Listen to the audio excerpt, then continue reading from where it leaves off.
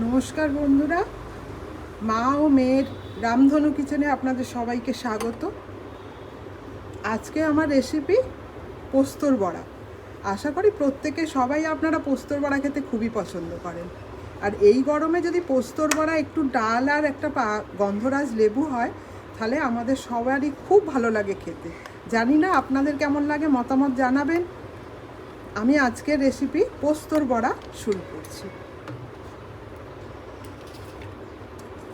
পোস্তর বড়া তৈরি করতে প্রথমে আমি একটা চাটুর মধ্যে খানিকটা সর্ষের তেল দিয়ে দিলাম। এবার আমার পোস্তর বড়া তৈরি করতে লাগবে খানিকটা পোস্ত বাটা, অল্প পেঁয়াজ আর কাঁচা লঙ্কা, পোস্ত বাটা, পেঁয়াজ কাঁচা লঙ্কার কুচি আর নুন স্বাদ মতো, আর অল্প একটু বেসন, যাতে আমাদের পোস্তর স্বাদটা কমে না যায়। তার জন্যে পরিমাণ মতন বেসন দেওয়ার ভীষণ প্রয়োজন, কারণ খুব বেশি যদি বেসন আমরা দিয়ে ফেলি তাহলে পরে পোস্তর বড়াটা স্বাদটা নষ্ট হয়ে যাবে। তো আমি পোস্তর বড়াটা করার জন্য পোস্তটাকে আগে রেডি করে নিচ্ছি।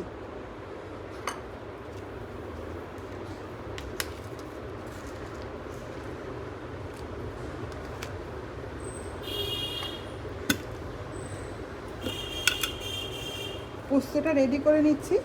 আপনারাও জানাবেন যে আপনাদের পোস্তর বড়া কার কার ভালো লাগে। এরকম করে বানিয়ে একবার খেয়ে দেখে আমাকেও মতামত জানাবেন, বা এই পোস্তর বড়া আরও নতুনভাবে কিভাবে করা যায় সেটাও কমেন্টে জানাবেন।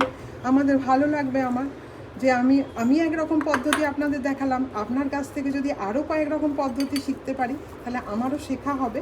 তো সুতরাং আপনারা জানাবেন কে কীভাবে পোস্তর বড়া করেন, কার কার পোস্তর বড়া খেতে ভীষণ ভালো লাগে। আমার তো ভীষণ ভালো লাগে এবং আমার বাড়িতে সবাই খুব পোস্তর বড়া পছন্দ করে বলে আজকের রেসিপিতে পোস্তর বড়া। আমি পোস্তর বড়াটা বন্ধুরা আমি এত চামচ সব কিছু ইউজ করতে পারি না, তাই আমি হাতে করেই দিচ্ছি, আপনারা কাইন্ডলি কিছু মনে করবেন না। পোস্তর বড়া মাখা আমার রেডি হয়ে গেছে। এবার আমি পোস্তর বড়াগুলো আস্তে আস্তে অল্প তেলের মধ্যে দিয়ে দেব, একটু চ্যাপটা চ্যাপটা করে দেব। তেলের পরিমাণ যত কম দেওয়া হবে ততই ভালো। ঠিক এইভাবে আমরা যারা সবাই রান্না করি তারা সবাই জানি যে পোস্তর বড়া একটু চেপে চেপে দিলে পরে ভিতরটা কাঁচা থাকবে না, এই আর কি। তো এইভাবে আমি সব পোস্তর বড়াগুলো দিয়ে নেব।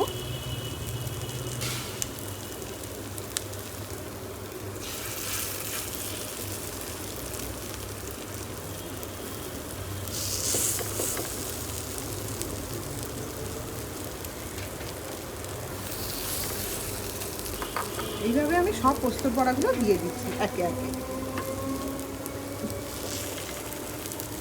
পোস্তটার মধ্যে আমি যেহেতু খুব কম পরিমাণে বেসন দিয়েছি, সেহেতু পোস্তর বড়াটা কী হবে একটু উঠতে প্রবলেম করবে।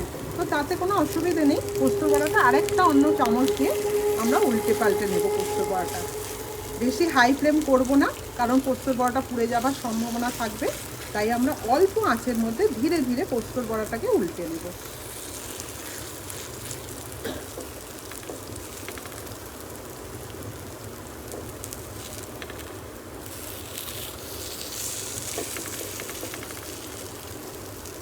ফ্লেমটাকে একটু বাড়িয়ে দিলাম।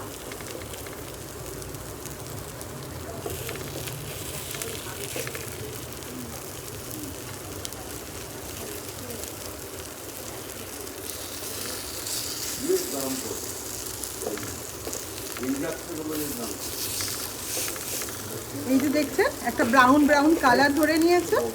এই ব্রাউন ব্রাউন কালার ধরবে যখন, তখন এবার আর একটু যদি কেউ কড়া খেতে চান তাহলে আরও একটু কড়া করে ভাজবেন। কিন্তু আমার একটু নরম নরম পোস্তর বড়াটা আমাদের বাড়ির সবাই খুব ভালোবাসে, সেই জন্য আমি একটু হালকা নরম নরমই রাখবো। হ্যাঁ, যাতে পোস্তর বড়ার মানে পোস্তর স্বাদটা প্রপারলি পাওয়া যায়। হ্যাঁ, পোস্তটা খেতে খুব মানে আমাদের বাড়ির প্রত্যেকেরই পোস্তটা ভীষণভাবে ফেভারিট। তো সেই কারণের জন্য মানে এটার মধ্যে হয়তো বেশি করে আরও বেসন দিলে পোস্তর বড়াটা টাইট হয়ে যেত। হ্যাঁ, কিন্তু তাতে কি হতো পোস্তর স্বাদটা অনেকটাই কমে যেত। তো সেই কারণে আমি খুব অল্প পরিমাণে জাস্ট পোস্তটাকে বাইন্ড করার জন্য ঠিক যেটুকু বেসন দেবার প্রয়োজন আমি সেইটুকুই বেসন কিন্তু এতে ইউজ করেছি।